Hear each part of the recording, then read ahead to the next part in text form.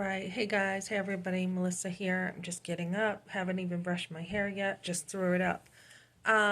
So I'm gonna have breakfast, but I have this guy contacting me. Um, there are a lot of guys who are attracted to me, and I have no idea why. Honestly, I'm pretty down to earth. But this I had this friend who said, once you're divorced, he says you're not going to have a hard time at all finding anyone else. But let's talk about guys who are attracted to you for a minute. So, this guy wanted to know if I'm married, and I said, I have gotten to know him a little bit, and I'm like, once my husband's done I am married, I said, but once my husband has done his tantrum, then I'll be divorced. So he's like, hey, his loss, my gain. And, there are so many men out there who would love to have a good woman. They would love to take her out and do all the work, right? So I was talking to someone last week in my cleaning business who said their daughter was going through a divorce, and we talked about that. And she said basically he wouldn't do anything. He just did not, he was lukewarm, he didn't care, he wasn't willing to take leadership. In my opinion, if a guy is interested in you, he will move mountains for you, right? So this is starting to remind me of my teenager years with these guys showing interest. And I'm at my highest weight that I have ever have been at, which is crazy to me still that I'm getting all this attention. Because when I was a teenager, um, before I worked at the ice cream place, I ate like all the chocolate ice cream and nuts and hot fudge and everything. I had gained a lot of weight. That was after the abortion. So that was because of that. But before that, I had always been a skinny kid, just skinny kid. So I had a lot of attention in my teenage years, a ton of attention. Even when I gained the weight, I lost it not that long after. So I had a lot of guys pursuing me and flirting with me and everything else. So what I did was my husband was the one who worked at it. He's the one who chased me. He's the one who chased me since I don't know. I moved from Suncook, Pembroke, Suncook, Hill School. I used to go to when I was a little kid. I had a boy there, Raimi, who liked me when I was just a little girl. And then I still have memories of him, you know, someone's calling, of him on the seesaw with me and stuff like that. So I think it's this guy calling me. Yeah. So, anyways, he used to, he used to like me when I was walking to school with my friend Judy.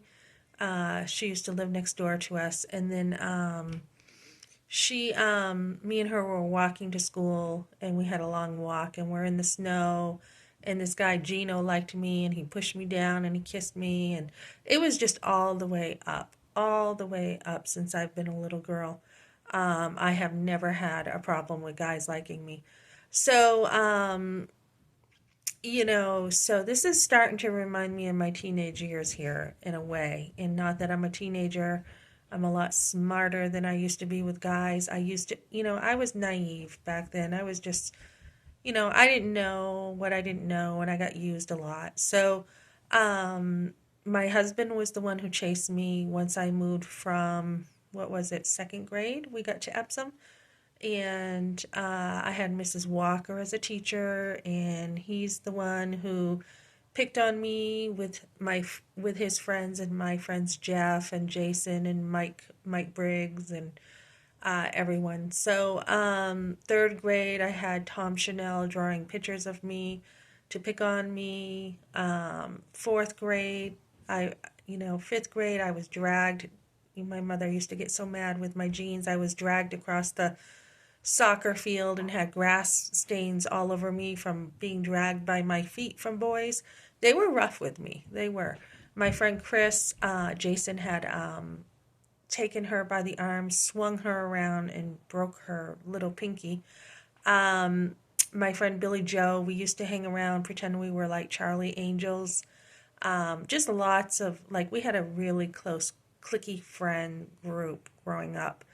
Um, so, sixth grade is when, after being picked on in sixth grade, is when I started developing hips.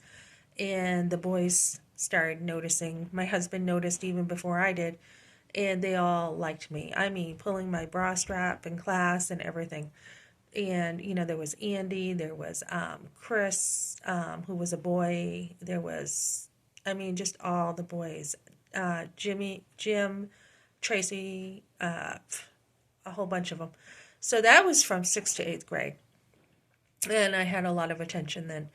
And my husband and I went out for one day, and I just kind of, I don't know, I changed my mind. I don't know what happened. I think he didn't have the cool sneakers or something in school. So, just stupid stuff. So I broke up with him. And then he chased me when I dated my first boyfriend, Randy, in high school. He chased me still. But we were friends. And then when I was dating Mike, he still liked me. And so after Mike, Mike, I had broken up with Mike because he was just, breaking into our home and everything. He was not a good influence. But so then we were like friends, and we're like, hey, let's just go out, right? So he was like, oh my goodness, this is like my dream come true. So we went out together, and we were always hanging out and, always having fun together. Some of the best memories to me is when we used to 88, 89 go over to his parents' house and just swim in the pool, put Van Halen on, and swim and swim and swim. He used to love the bathing suits I wore. And then, and then living together on Monroe. He had an Aspen. We lived over there. We didn't have anything. We had crates for our furniture. And I did take my day bed over to Monroe, and we were sleeping on it, and the thing kept spreading out and falling apart. It was really difficult to sleep on. Then we had, a bureau that his grandmother gave us, and she gave us a real bed with a frame that didn't fall apart when you were sleeping. So we didn't have anything, but we were happy, right? And then let me see, we moved from Monroe to, okay, so I had this job at Bregan Court Reporting in Manchester. I was going to college. It wasn't a good fit for me. I was just like, you know what, I don't really, these attorneys and stuff seem snobby to me. And so I didn't want it. And I had dyed my hair blonde, and I was just totally a mess. No direction in life, no idea what I wanted in life. Just kind of, now you're done high school, I graduated early, now what, right? So I got in a car accident, one of my first car accidents in Omni. Nothing serious. I was just crossing like 3 lanes, and I didn't see the last lane. So a Camaro hit me. No big deal. No one was hurt, and I was actually on my way to change my blonde hair back to black. So that never happened. And then, the Omni, we used to go parking all the time. My Uncle Bill had to get us out of the quicksand or the sand at the pits because I felt like the car was sinking a little. And then, just always having family around, and, Bozo's garage, trying to get all the dirt out of the engine from all that stupid stuff I did. Just the stupidest stuff, right? So, let me see. So, we moved back together on, my Aunt Kim had gotten us over to, her and Pat had gotten married, and they left North State Street. So I think it was 480 North State Street in Concord. And so we had landlords where, they were screaming and swearing every night. So we wanted to get out of there. But my husband's Firebird was broken down, and I was working at Dunkin's. So he would walk over and see me from there, which meant a lot to me. So I was working there at night, and he would come on over and see me.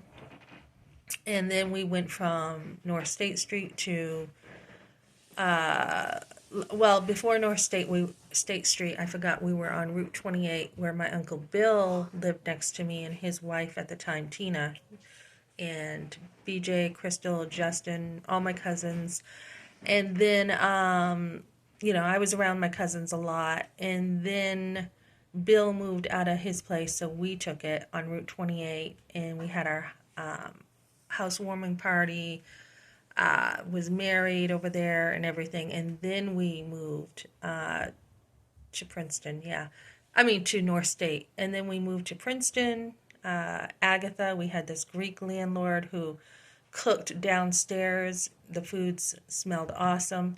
So, yeah, my husband wasn't being very nice to me then, so I left. And then he chased me down. I was in hairdressing school, and he was leaving notes on the car, that he was sorry and he would do better. He said if he married me, he would treat me as good as gold, right? Well, that ain't happening. So so then, I was talking to a counselor yesterday when I met with somebody, and his degree is in counseling. And he was telling me when a man has childhood trauma, it's like a balloon, right? And as soon as something happens, because we were talking about when he pushed me, and this is the evidence of what happens when a man pushes you. He said there's usually so much built up trauma from things that have not been dealt with that are all bottled up. So it only takes like a second, just a snap of the fingers for someone to blow up. That's kind of the mindset that he was in. It's like a thin balloon that's just ready to pop at the littlest thing. So that definitely was something that he was going through, and it wasn't healthy at all for any of us. And so, but yeah, we had good times at first. Our marriage went through a lot. We had a lot going on. So, besides us not breaking away really from our parents when we got married, we weren't really, broken away. We still had our parents in our life. And it's, after, let me see, Princeton, then we were down in Pennacook on West Street, and then we moved up to the trailer, Concord Terrace Trailer Park, and we were there like 23 years. Nice trailer park. But we were looking around at the trailer together, and his parents offered to co-sign, and we hadn't really made up our mind yet about the trailer. So we were living there, and yeah, I mean, right away, we had our kids, boom, boom, boom. He had cancer. We had issues with family. We didn't have much money, living from disconnect to disconnect with the water bill. But I was homeschooling, so I had a lot on my plate. And but we were happy. We were happy in a trailer, and we'd go visit family every single weekend for a time. And then things started happening, so we just broke away, and we were going to church more often. And that was good to do that. That bonded our family back together even closer. Let me see. So then when we moved from the trailer, we went over to the house, and that was a stress. That was good at first. First couple of years were great. And then he kind of was dealing with too much stress and losing the home and everything. But anyways, he is still not caring from what I understand, from what I'm seeing. And then so I've got, since I've been here, I've had men who have wanted to take me out. So this guy is asking me if he can take me out. And basically, I said I'm still married. So ain't happening when I'm married. No. So there is no shortage, though, of men who are interested, and he is, wanting to get together. So I did invite him to church, and that's all I'm interested in right now. Like I said, I'm still married. I still love my husband, and I am not interested in any men. Um, so for now, I'm still, here. I'm still in my marriage. Marriage is not conditional, right? It's not, you're not a friend to somebody just like when things are good. When you're a friend to somebody, you are a friend whether things are good or whether they are bad. And that's kind of the difference between, possibly when you are going through a divorce and you're like, okay, it's just going to be business now. He doesn't care. There's got to be a change where it's, transitioning into either you don't care and you need to make that very clear and you are continuing with divorce even after dealing with everything that needs to be dealt with, or you are going to move into friendship again and say, my friendship is unconditional. I still love you. There needs to be changes, but the friendship is I'm going to be here for you. So that's kind of what I got for now, guys. For in the future, if my husband does divorce, which is something that I don't want, I'd rather stick in this with him, because I do love him. But if he does divorce, there will be a difference now for me. It would be, I'm not looking for marriage. I don't plan on marrying anybody. I said one time I'm getting married and that's it. But yeah, I mean, it would have to be a man who loves God. He has to love God. He has to be a man who is, if I was ever to date again, it would be a man who is willing to take leadership, protection, providing, and loving his wife. And one of the reasons I married my husband is because he chased me so much. He worked at it, he provided, he protected, he loved me immensely. And that is, without me really even knowing what to look for, it came pretty natural. And yeah, this is the one. So, still feel that way, still love my husband despite everything that's going on. It's just that there, he has to want it, and if he doesn't, then he doesn't. But there are times too where you have to be the one to say, I know you're going through a hard time. Get some counsel, which I have for my marriage, and there's, I'm still here if you want to talk it out. But there, you have to sometimes be the one to carry the load when your partner is going through something. So that's what I got for now, ladies. Thanks for joining me.